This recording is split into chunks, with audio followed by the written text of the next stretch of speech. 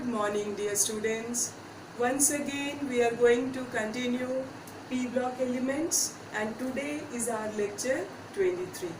Last class we have discussed about chlorine, its methods of preparation, physical properties, chemical properties, uses, how does it act as an oxidizing agent, and because it liberates nascent oxygen, and due to that it acts as a bleaching agent as well.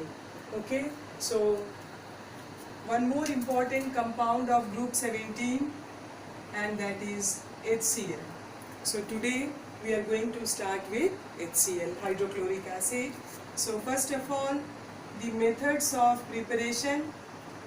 In laboratory, while doing the test for chloride ion during qualitative analysis, you have seen that any salt containing chloride ion, if this is treated with concentrated sulfuric acid, then what happens? We get fumes of hydrochloric acid gas. The fumes of HCl gas is given over here, and this NaHSO4 plus NaCl, we may also write it as Na2SO4 plus HCl. Okay, so this is the method of preparation of HCl in laboratory. So you can also prepare it H2 plus Cl2 to HCl. There is a question in exercise that how will you prepare HCl from chlorine and how will you prepare chlorine from HCl. So chlorine can be prepared from HCl by Dacon's process, if you remember that, and today you see by direct combination between hydrogen and chlorine you can prepare HCl. So far as its physical properties are concerned, it's a colorless and pungent smelling gas, and it is highly soluble in water. Okay, its acid dissociation constant value is very high, so it gives H3O plus and Cl minus or H plus and Cl minus in aqueous solution, and it is highly soluble in water. And when metals react with dilute HCl, then they form metal chlorides, and hydrogen gas is given over here. Sodium, potassium and so on, calcium, magnesium, they will form their corresponding chlorides, and hydrogen gas will be given now. Now when any carbonate, bicarbonate is treated with dilute HCl, then what happens? We get, okay, here also same thing. So upon treatment with dilute hydrochloric acid with the salt having carbonate ion, we get carbon dioxide gas. And as you all know that what is the confirmatory test for carbon dioxide? So carbon dioxide gas, when it is passed through lime water, then it turns milky, and when it is passed for a longer period, then milkiness disappears due to formation of soluble bicarbonate. So this is all about hydrochloric acid, and now we will see about the oxo acids. Okay, oxo acids, as I already told you, those acids in which hydrogen atom, replaceable hydrogen, is attached with oxygen. So it has four categories of oxo acids. Number one, hypohalous. Okay,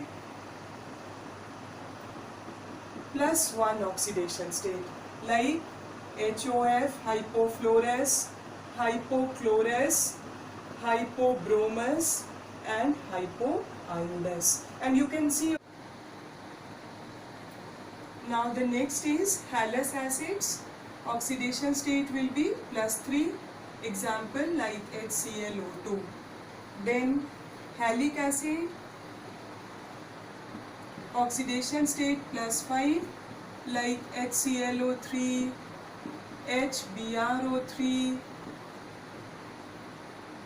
HiO3. So when they give their H+, they are known as chlorate, bromate, iodate, and the oxidation state is +5. And perhalate, oxidation state will be +7, HClO4, HBrO4 and HiO4. Okay, so in this case the oxidation state is +7. So my dear students, while arranging these acids in an increasing order of their acidic character, the first thing is that it would depend upon the electronegativity. So when the oxidation state is same, then it would depend upon the electronegativity. Suppose you are given with HClO3, HBrO3 and HiO3. So if the electronegativity is not same, so greater the electronegativity, stronger will be the acidic character. Now if the central atom is same, then oxidation state is an important factor, and that will be the deciding factor that which acid would be stronger. So higher the oxidation state, stronger will be the acid, and vice versa. Because when oxidation state increases, percentage of oxygen will increase. Another important point is that you can see fluorine, it forms only one oxo acid. That's very important question, that explain why fluorine forms only one oxo acid. It is because of smaller atomic size of fluorine and its absence of vacant d orbital. So fluorine is very small in size, moreover it is electronegative, it cannot have positive oxidation state. Apart from that, it does not have vacant d orbital. Now we will see the structure of these oxo acids. However, according to CBSE's guidelines, oxo acids are not there, but since they are important, so there is no harm in it to discuss about the oxidation state, their basicity, and only the structures. Okay.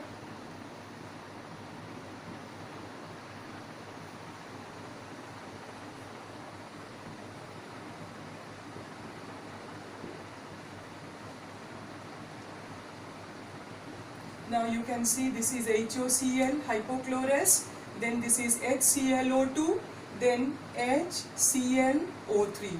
Everywhere you can see hydrogen is attached with oxygen, and this is the replaceable hydrogen H+, and then perchlorate,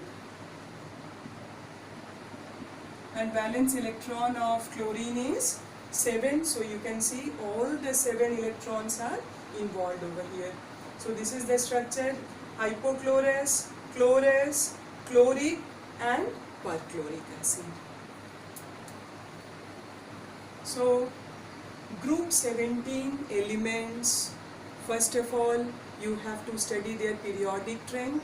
After periodic trend and physical properties, compounds. In compounds, hydrides, oxides, halides, and what halides are known as? They are known as interhalogens. They are more reactive than normal halogens because they are polar, they have less bond dissociation enthalpy. And then two important compounds, as I said, chlorine and hydrochloric acid gas. Okay, chlorine, it was discovered by Scheele, as I told you that day, and this is for MCQ question. And HCl, it was discovered by Glauber, Glauber. Okay, and all the reactions of chlorine, when it reacts with ammonia, when it reacts with sodium hydroxide in cold and dilute, as well as hot and concentrated, its bleaching property, its oxidizing behavior, its uses, the poisonous gases which are prepared from chlorine like tear gas, mustard gas, phosgene gas and so on, then the properties of hydrochloric acid, then basicity, oxidation state, the structure of these oxo acids. Okay, so in our next class we are going to start with group 18 elements, noble gases, and that would be the last class of our P block elements. Okay, till then, thank you very much.